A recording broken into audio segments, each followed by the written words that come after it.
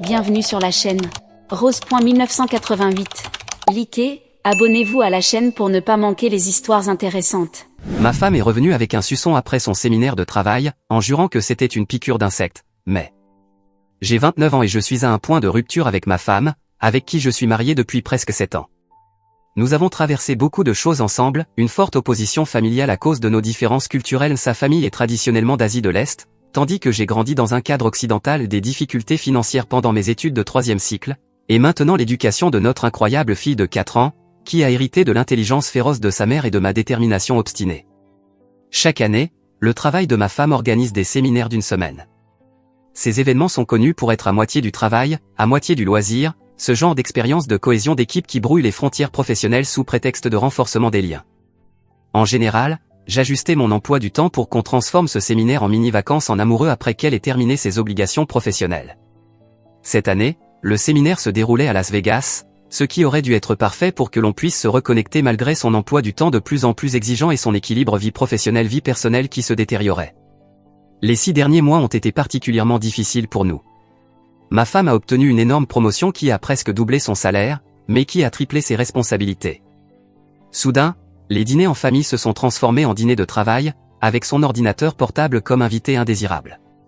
Les week-ends se sont changés en journées de travail prolongées, et même nos rares soirées en amoureux étaient interrompues par des appels urgents de son patron. J'ai essayé d'être compréhensif. Cette promotion était tout ce pourquoi elle avait travaillé, et la sécurité financière signifiait que notre fille n'aurait jamais à s'inquiéter pour les frais universitaires, contrairement à nous. Mais la femme que j'avais épousée s'effaçait progressivement derrière son personnage de cadre, laissant de moins en moins d'elle-même pour nous, à la maison.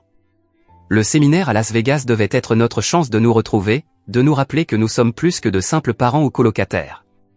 Mais nos plans ont rencontré un obstacle majeur, notre fille a commencé à développer une sérieuse anxiété liée au voyage après un vol traumatisant l'année dernière.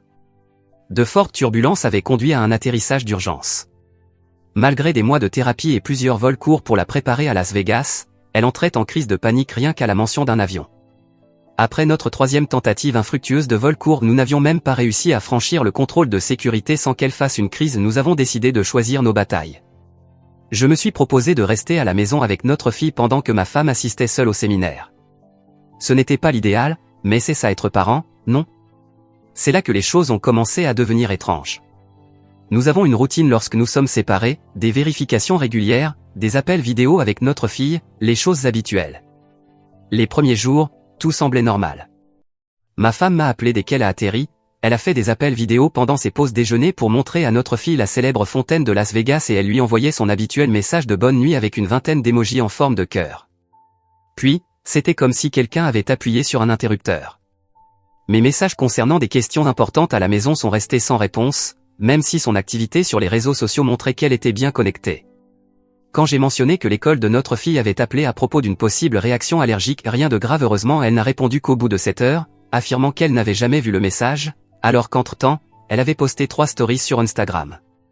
Nos appels sont devenus plus courts, et elle était toujours pressée de raccrocher à des moments qui, je le savais, ne correspondaient pas aux activités du séminaire. Elle disait que le bruit de fond rendait la communication difficile, mais je pouvais entendre qu'elle était seule dans sa chambre d'hôtel. Mais le coup de grâce est arrivé lorsqu'elle a annulé la célébration virtuelle de l'anniversaire de notre fille. L'anniversaire réel de notre petite tombait pendant le séminaire, alors ma femme lui avait promis un appel vidéo spécial avec des bougies virtuelles et une part de gâteau synchronisé. J'avais le même gâteau à la maison, que ma femme avait commandé dans son hôtel. Notre fille était plus qu'excitée, elle en parlait depuis des jours, faisant de petits dessins pour les montrer à sa maman, portant même sa robe de princesse préférée pendant des heures avant l'heure prévue de l'appel. L'heure est arrivée, nous avons appelé, mais ma femme nous a expliqué qu'elle avait des collègues importants dans sa chambre après un séminaire et qu'elle ne pouvait pas faire la célébration au téléphone. Je pouvais voir un groupe d'environ 5 personnes en tenue décontractée de bureau, détendues dans sa suite d'hôtel, avec des boissons à la main. Aucun d'eux ne semblait particulièrement important ni en pleine discussion sérieuse de travail. En fait, j'ai clairement entendu des rires et ce qui ressemblait à de la musique en fond sonore. Puis ma femme a essayé de me faire passer pour le méchant. Elle voulait que ce soit moi qui donne la permission de rompre une promesse faite à une enfant de 4 ans, juste pour qu'elle puisse continuer sa petite fête improvisée à l'hôtel. J'ai refusé. Je lui ai dit que c'était sa décision et qu'elle devait l'expliquer elle-même à notre fille. Ce qui a suivi a été la chose la plus triste que j'ai jamais vue. Ma femme a expliqué à notre fille, vêtue de sa robe de princesse, ses dessins à la main et son gâteau prêt, que maman avait des amis de travail très importants et qu'il fêterait son anniversaire un autre jour. Ma femme a promis de se rattraper le lendemain. Elle a raccroché et m'a laissé consoler notre fille en pleurs. Cette compensation n'a jamais eu lieu. Le matin suivant, je n'ai reçu qu'un court message avec des excuses sur une prétendue intoxication alimentaire, qui ressemblait plus à une gueule de bois. En consultant les publications sur les réseaux sociaux du séminaire, quelque chose d'autre a attiré mon attention. Sur presque toutes les photos et vidéos, il y avait un collègue pratiquement collé à elle. Ce type est une nouvelle recrue que ma femme avait été chargée de mentorer et il ne m'avait jamais inspiré confiance. C'est le genre de personne trop familière lors des événements de l'entreprise, l'appelant par des surnoms mielleux et lui envoyant des messages douteux sous prétexte de questions professionnelles. Sur une photo en particulier, il avait son bras autour de sa taille d'une manière inappropriée. Le jour précédant son retour, elle m'a mentionné en passant qu'elle avait une piqûre au cou qui la gênait. Elle en a fait toute une histoire, m'a même envoyé une photo floue et zoomée en demandant si elle devait consulter un médecin. Quand elle est finalement rentrée, épuisée et irritable à cause du vol, un simple coup d'œil à cette piqûre m'a suffi pour comprendre que c'était un suçon complet, impossible à confondre. À peine dissimulé sous du maquillage, mais bien visible sous la lumière de la cuisine. Je n'ai rien dit sur le moment, car notre fille était si heureuse de retrouver sa maman, collée à elle comme si elle ne voulait plus la lâcher. Mais plus tard, quand nous étions seuls, ma femme a insisté sur cette histoire absurde de piqûre d'insectes. Elle a même ajouté des détails après coup, affirmant qu'elle s'était réveillée avec cette marque après avoir laissé la porte du balcon ouverte, suggérant qu'il pourrait s'agir d'une araignée et se demandant à voix haute s'il existait des insectes particuliers du désert à Las Vegas. Quand j'ai insisté en lui disant que j'avais déjà vu de nombreuses piqûres d'insectes et que ça n'en était pas une, elle a changé de tactique et m'a demandé ce que j'insinuais. J'ai donc été direct. Je lui ai dit que je pensais qu'elle avait un suçon dans le cou et qu'elle ne me disait pas la vérité. Elle m'a accusé de vouloir la punir pour l'histoire de l'anniversaire de notre fille, détournant complètement la conversation. Et maintenant, soudainement, elle porte des pulls à col roulé et des écharpes, malgré une météo à 27 degrés. La communication a toujours été notre plus grande force, mais aujourd'hui, j'ai l'impression que nous parlons des langues différentes.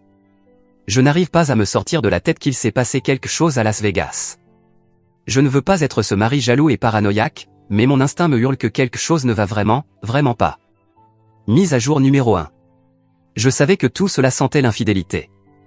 Non seulement ça sentait, mais ça empestait carrément. Mais maintenant, je peux vous dire que c'est encore pire que ce que j'imaginais. J'ai suivi la suggestion de vérifier notre compte partagé sur le cloud, celui qui synchronise automatiquement les photos des deux téléphones. Ma femme n'a jamais été particulièrement douée avec la technologie et oublie souvent quels comptes sont liés et où les sauvegardes automatiques se font. C'est une blague récurrente dans notre mariage que c'est toujours moi qui récupère ses photos et ses contacts perdus parce qu'elle oublie l'existence de la sauvegarde dans le cloud. Cette fois, son étourderie technologique a exposé tout ce que je redoutais.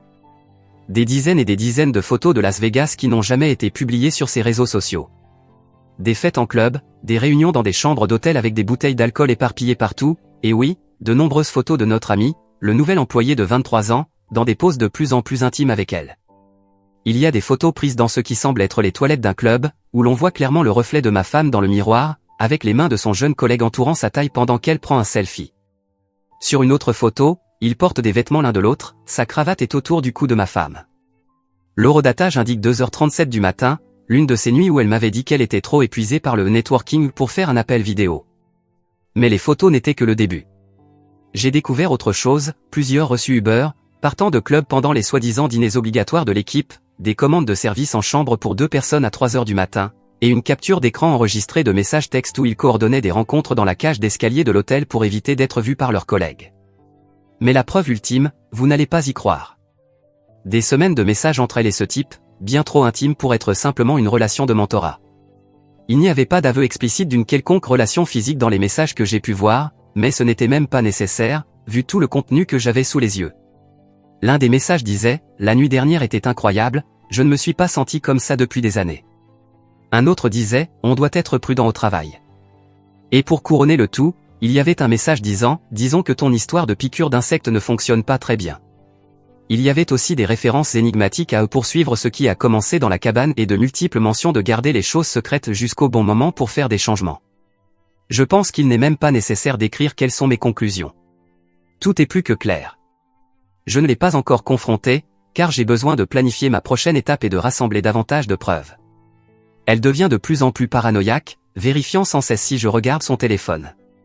Hier, elle a changé son code d'accès pour la première fois dans notre relation, disant que c'était parce qu'elle avait lu un article sur la sécurité.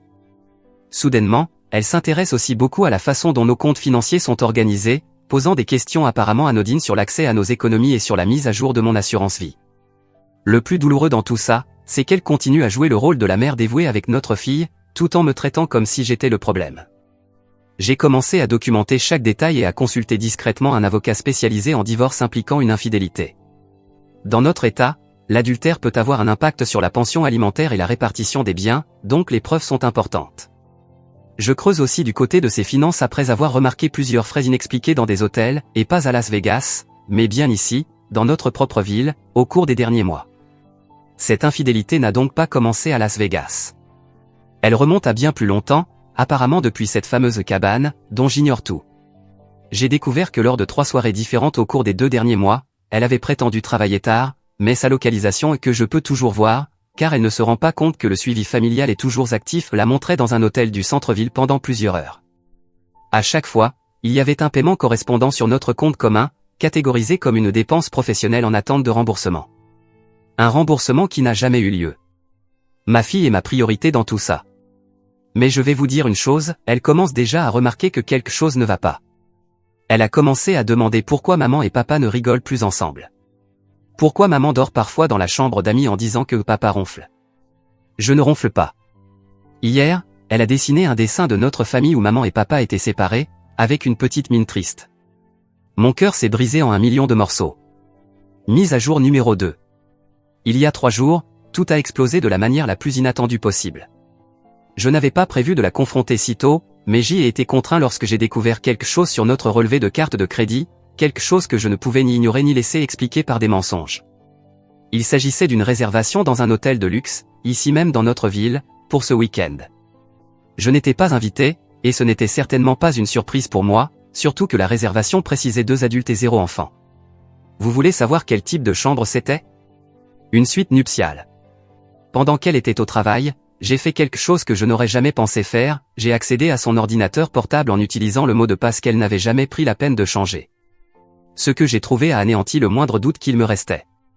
Des courriels explicites détaillant leur rencontre, accompagnés de photos que je ne pourrais jamais montrer à ma fille. Et puis, un brouillon qui semblait être une liste des pour et contre concernant le fait de me quitter. Vous voulez savoir quel était le plus gros inconvénient de cette séparation ? Les complications financières possibles et la garde partagée, qui réduirait sa liberté. Aucune mention d'amour, ni de notre histoire, juste des calculs froids sur la façon de maintenir son niveau de vie et de minimiser les désagréments. Mais le pire n'était même pas ça. J'ai trouvé un dossier contenant des annonces d'appartements dans une autre ville, la même ville où se trouvent les bureaux centraux de son entreprise. Elle avait prévu de demander une mutation et d'emmener notre fille avec elle. Bien sûr, c'était pour être plus près de ses opportunités professionnelles, et, évidemment, pour partir avec son jeune amant. Quand elle est rentrée à la maison ce soir-là, j'ai simplement déposé le relevé bancaire imprimé sur le comptoir de la cuisine et j'ai attendu. L'expression sur son visage en voyant ce que j'avais découvert valait toutes les confirmations du monde. Mais ce qui a suivi était inattendu. Elle n'a pas nié, ni tenté de minimiser les faits. Elle s'est juste mise à pleurer devant moi pour que j'éprouve de la pitié. En sanglotant, elle a admis qu'elle avait développé une connexion émotionnelle avec son collègue et qu'ils avaient franchi la limite à Las Vegas. Elle a juré que ce n'était qu'un petit baiser. Oui, apparemment, ce suçon était le seul contact physique. Elle a affirmé qu'elle avait justement prévu d'y mettre fin cette semaine et que c'était pour cela qu'elle avait réservé l'hôtel, expliquant qu'elle voulait un endroit privé pour rompre avec lui. Bien sûr, c'est pour ça qu'elle avait réservé une suite romantique avec service de champagne, pour boire un verre et se détendre après sa rupture, bien sûr. S'il vous plaît, cette logique est absurde. Je lui ai demandé combien de fois ce genre de choses était arrivé avant Las Vegas. Son silence en disait long. Puis, elle a fini par admettre que ce n'était pas sa première indiscrétion émotionnelle. Il y en avait eu d'autres, bien qu'elle ait insisté sur le fait qu'aucune n'avait jamais dépassé ce stade. Bien sûr, c'est rassurant. Je lui ai alors demandé à propos des frais d'hôtel des derniers mois. Elle a répondu « Oh non, ça, c'était vraiment des événements de travail ». Elle a tenté de se justifier en disant qu'avec lui, elle se sentait jeune et appréciée. Qu'après être devenue mère et épouse, cela lui faisait du bien de ne plus être juste une maman, mais une femme désirable, même pour un instant. Mais ce n'était que ça, soi-disant. L'ironie du fait que je sois resté à la maison à m'occuper de notre fille pendant qu'elle allait se sentir jeune avec un autre homme ne m'a pas échappé. Elle n'a pas mentionné sa recherche d'appartement, ni sa demande de mutation. Évidemment, elle espérait que cette confession partielle suffirait à m'apaiser. Mais lorsque je l'ai confrontée avec ce que j'avais trouvé sur son ordinateur, j'ai vu la véritable panique dans ses yeux. C'était flagrant. Elle a assuré que les recherches d'appartement n'étaient que des explorations de possibilités au cas où une future promotion nécessiterait qu'elle déménage. Quant à la liste des pour et contre, soi-disant quelque chose que son thérapeute lui avait suggéré de faire. Oui, un thérapeute dont je n'avais même jamais entendu parler. Elle était déjà coincée dans son mensonge, alors elle a tenté d'en inventer davantage pour s'en sortir, même si cela n'avait aucun sens. Après ce qui a semblé durer 2 heures, elle m'a supplié de lui donner une autre chance. Je lui ai dit que j'avais besoin de temps pour réfléchir. De toute évidence, ce n'était pas le pardon immédiat qu'elle espérait, car elle s'est retirée dans la chambre d'amis. Cette nuit-là, alors que je dormais, je l'ai entendue chuchoter frénétiquement au téléphone, dans la salle de bain. Bien que je ne puisse pas comprendre ce qu'elle disait, j'avais compris l'essentiel. Cette même nuit, pendant qu'elle dormait, j'ai pris des photos de toutes les preuves, j'ai envoyé les messages clés à mon adresse email privée et j'ai copié des documents financiers. Puis j'ai découvert autre chose. Elle avait récemment ouvert un compte bancaire séparé et avait transféré de petites sommes de notre compte épargne conjoint presque tous les jours. Pas assez pour que cela soit évident immédiatement, mais au fil de 6 mois, cela représentait près de 27 000 $. Traitez-moi de paranoïaque si vous voulez, mais j'ai lu trop d'histoires de partenaires infidèles préparant discrètement leur fuite tout en jouant la carte du repentir. Le lendemain matin, j'ai contacté le service des ressources humaines de son entreprise. Je me suis présenté comme son mari et ai demandé une réunion confidentielle. Je n'ai pas mentionné directement l'infidélité, mais j'ai posé des questions sur leur politique concernant les relations entre mentors et protégés. J'ai aussi demandé s'il existait des règles spécifiques concernant la divulgation des conflits d'intérêts. La personne des ressources humaines a semblé très intéressée par cette question hypothétique et m'a demandé davantage de détails. Je leur ai dit que je leur fournirais bientôt plus d'informations. Ensuite, j'ai contacté notre banque et fait geler notre compte d'épargne conjoint en signalant une activité suspecte. J'ai transféré la moitié des fonds disponibles de notre compte courant vers un compte auquel seule ma fille et moi avons accès. Pas pour cacher de l'argent, mais pour nous protéger, elle et moi, au cas où la situation empirerait encore. Je ne suis pas assez naïf pour croire que cela va se terminer avec des larmes et des promesses renouvelées. Ma femme m'a envoyé des messages depuis son travail, une sorte d'excuse mêlée à des insinuations subtiles selon lesquelles je serais aussi en partie responsable de l'état de notre mariage. Elle dit à nos amis communs que nous traversons juste quelques problèmes mais que tout ira bien. Elle a même appelé ma mère, prétendant être l'épouse repentante cherchant des conseils pour arranger les choses. Un geste manipulateur qui s'est retourné contre elle lorsque ma mère, qui l'a toujours adorée, lui a posé des questions directes sur le voyage à Las Vegas, auxquelles elle n'a pas su répondre de manière cohérente.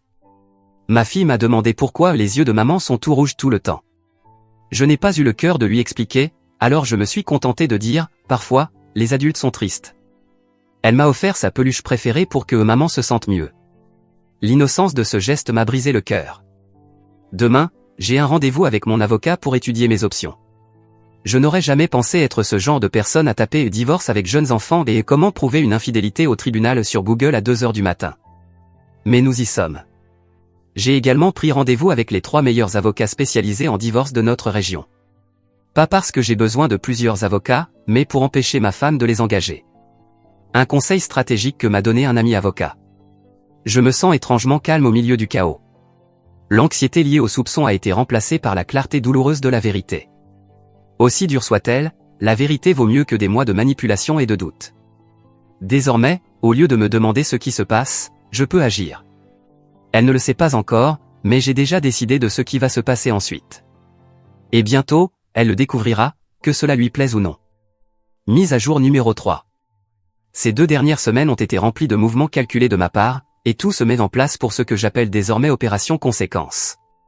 Après avoir rencontré mon avocat, j'ai décidé d'adopter une stratégie qui protégerait ma fille et moi tout en garantissant que ma femme subirait les conséquences complètes de ses actes non seulement avec moi, mais aussi sur les plans professionnels, financiers et sociaux. D'abord, j'ai accepté sa proposition d'essayer de réparer les choses.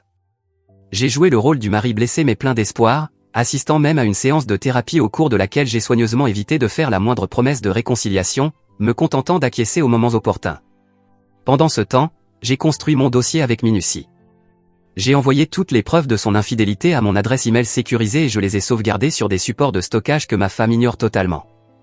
J'ai également documenté son comportement erratique avec notre fille, l'anniversaire oublié, plusieurs fois où elle était émotionnellement absente malgré sa présence physique, et un incident particulièrement inquiétant où elle a oublié de récupérer notre fille à l'école, tout ça parce qu'elle était au téléphone avec son amant. J'ai découvert que sa tromperie financière allait bien au-delà de son compte secret. Elle a également retiré secrètement de l'argent de petites économies que nous avions mises de côté pour l'éducation de notre fille.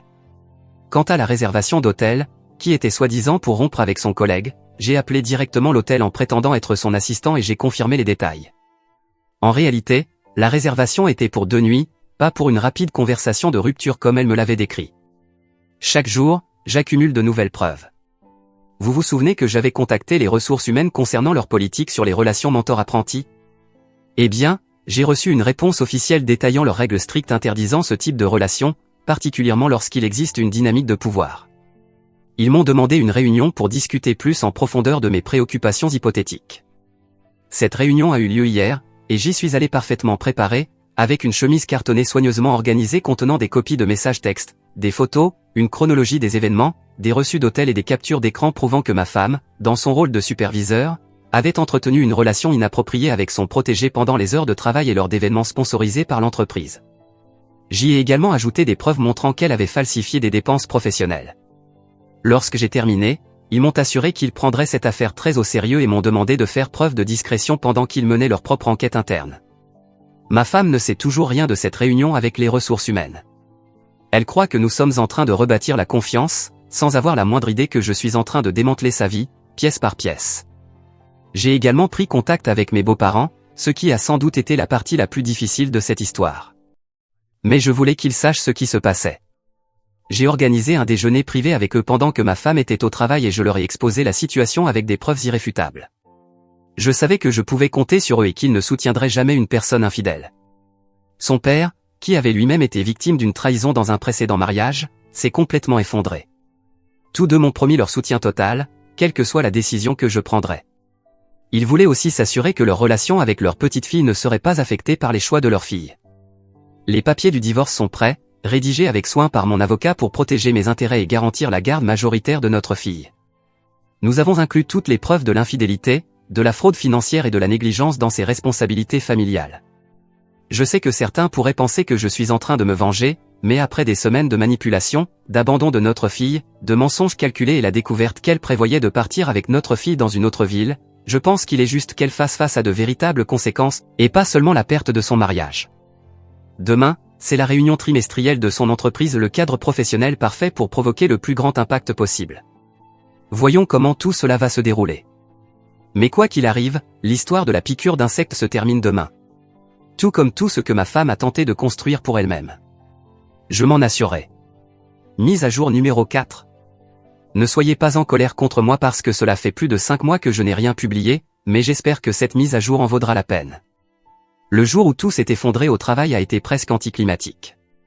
Lors d'une réunion de l'entreprise, son patron a annoncé qu'ils allaient apporter des changements en raison de préoccupations concernant la façon dont certaines choses avaient été gérées. Immédiatement après, ma femme et son jeune amant ont été emmenés dans une salle séparée, selon un ami qui travaille là-bas. Il n'y a pas eu de grande scène, juste leur supérieur leur présentant calmement les preuves de leur aventure et de leur comportement inapproprié avant de leur dire de quitter le bâtiment. Ma femme et son amant ont tous deux été placés en congé immédiat pendant que l'entreprise décidait de la suite des événements. Vers midi, j'ai reçu un message d'elle avec seulement ces mots « Qu'est-ce que tu as fait ?» Je n'ai pas répondu. À la place, j'ai terminé les préparatifs à la maison. Quand elle est arrivée, visiblement sous le choc, agitée et pâle, elle m'a trouvé assis tranquillement à la table de la cuisine, avec 2 enveloppes et un petit enregistreur numérique. La première enveloppe contenait les papiers du divorce, mentionnant son amant et détaillant son infidélité. La deuxième enveloppe contenait des copies de toutes les preuves que j'avais réunies, des messages textes, des photos, des reçus d'hôtel, des relevés financiers, toutes ces manigances financières cachées. Tout était là. L'enregistreur était posé sur la table pour documenter sa réaction, au cas où elle ferait des aveux. Calmement, je lui ai expliqué que notre fille était avec mes parents et qu'elle resterait là-bas jusqu'à ce que les choses se stabilisent. Je lui ai précisé qu'elle avait jusqu'au lendemain pour rassembler ses affaires essentielles et trouver un autre endroit où séjourner. Je lui ai également mentionné que j'avais parlé avec ses parents, qui étaient profondément déçus mais soutenaient pleinement ma décision de me protéger, moi et notre fille. Ce qui a suivi a été une tempête d'émotions que j'ai enregistrée pour ma propre sécurité. D'abord, l'incrédulité et la colère, puis des supplications désespérées, ensuite des accusations féroces, et enfin, l'acceptation. Oui, elle a traversé toutes les étapes du deuil en quelques minutes. Dans sa colère, elle a accidentellement avoué bien plus qu'elle ne l'avait prévu. Elle a admis que sa relation avec ce jeune homme avait été physique depuis le début et qu'elle avait commencé des mois avant le séminaire à Las Vegas. Je pense qu'il n'y a jamais eu de véritable lien émotionnel. Le séminaire n'a été qu'un moment où ils se sont relâchés et se sont laissés aller. Elle a même avoué qu'il y avait eu d'autres hommes avant lui, bien que ses aventures aient été plus courtes et, selon elle, moins significatives. Son plan final était de demander une mutation, d'emmener notre fille avec elle et, éventuellement, de faire une transition en douceur vers une nouvelle vie, avec un minimum de perturbations pour sa carrière. Les conséquences professionnelles ont été rapides et sévères. Elle et son amant ont tous deux été licenciés pour violation du règlement interne. Bonne chance pour retrouver du travail maintenant, après avoir été congédié pour faute grave et sans possibilité d'obtenir de recommandations. Son jeune amant a eu encore plus de problèmes. Comme il était dans le pays avec un visa de travail sponsorisé par l'entreprise, son licenciement a créé un problème migratoire immédiat. Il avait 30 jours pour quitter le pays, mettant ainsi fin à leur relation et à toutes les illusions que ma femme avait sur leur avenir ensemble. Le divorce a été étonnamment simple. Les preuves accablantes de son infidélité et de ses fraudes financières ont joué en ma faveur. J'ai obtenu la garde physique principale de notre fille, avec des visites supervisées pour ma femme. Même sa propre famille l'a complètement renié. Au lieu de cela, ils m'ont offert leur soutien total, à moi et à notre fille. Ma femme a supplié ses parents de l'aider, mais ils ont refusé, affirmant que ce qu'elle avait fait était impardonnable et qu'ils voulaient préserver leur relation avec leur petite fille. Notre fille s'adapte étonnamment bien, même si elle pose parfois des questions comme « Quand est-ce que maman rentre à la maison ?» ou « Pourquoi maman vit dans un autre endroit ?» Nous avons travaillé avec un thérapeute spécialisé en enfance pour lui expliquer la situation de manière adaptée à son âge. Elle sait que maman a pris des décisions qui ont blessé papa, et que c'est pour cela que nous ne vivons plus ensemble. Mais elle sait aussi que papa l'aime, qu'elle est en sécurité et que rien de tout cela ne changera jamais. Mise à jour numéro 5. J'ai un nouveau chapitre à raconter, et je dois dire que le surnom qu'on m'a donné le fumigateur me semble plutôt bien choisi. Mon ex-femme a effectivement été piquée par un insecte, et j'ai tout fumigé. Peut-être que ce n'était pas l'idée la plus sage, car la dose que j'ai administrée à mon ex-femme a été un peu forte, bien que, visiblement, elle ait eu besoin d'une dose de rappel. Parce que oui, malgré tout ce qui s'est passé, mon ex-femme a cherché des moyens de ruiner ma vie depuis lors, heureusement sans succès. Pour commencer, elle a tenté de se battre pour obtenir la garde de notre fille. Oui, cette même fille qu'elle a négligée lorsqu'elle avait son amant. La même qu'elle a laissée en larmes le jour de son anniversaire l'an dernier. La même qu'elle a complètement oubliée cette année. Sa solitude et le vide émotionnel de sa nouvelle vie l'ont poussée à engager un avocat. Je sais qu'elle ne l'a fait que pour m'agacer, parce que lorsque j'ai obtenu gain de cause une nouvelle fois, elle n'a même pas pris la peine de se souvenir de l'anniversaire de notre fille. Après ça, elle a tenté de saboter mon travail. Elle a voulu s'en prendre à moi en allant parler aux ressources humaines de mon entreprise, affirmant qu'elle aurait des preuves que j'avais une aventure avec l'une de mes collègues. Mais elle n'a jamais présenté la moindre preuve. Tout ce que mes supérieurs ont fait, c'est m'appeler pour m'informer que mon ex-femme tentait de me nuire. Résultat ? On lui a interdit l'accès à l'entreprise. Mais le pire, c'était encore à venir. Elle a tenté de séduire l'un de mes amis. Heureusement, cette tentative a été désamorcée non seulement par lui, mais aussi par sa femme. Lorsqu'elle a découvert les messages que mon ex-femme avait envoyés à son mari, elle a décidé de la rencontrer dans un parc isolé.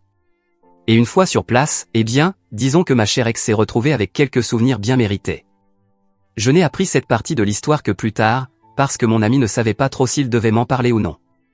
Quand j'ai finalement découvert ce qui s'était passé, je lui ai demandé quel genre de fleurs sa femme aimait, puis je lui ai envoyé de l'argent pour qu'il les lui achète. Je ne voulais pas seulement remercier sa femme, je voulais aussi exprimer ma gratitude envers mon ami. Et quoi de mieux que de faire en sorte que ce geste vienne de lui ? Parfois, il existe des insectes qui sont un peu plus résistants aux produits chimiques modernes.